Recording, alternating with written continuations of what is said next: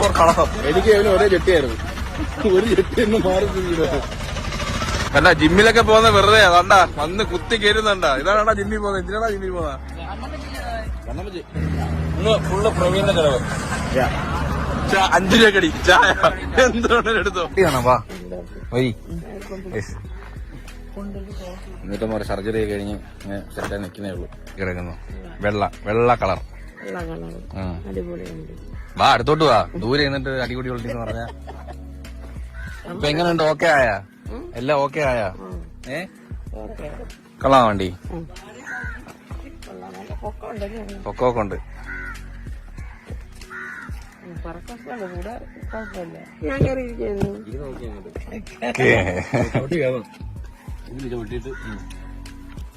ഇത് പിടിച്ചോ.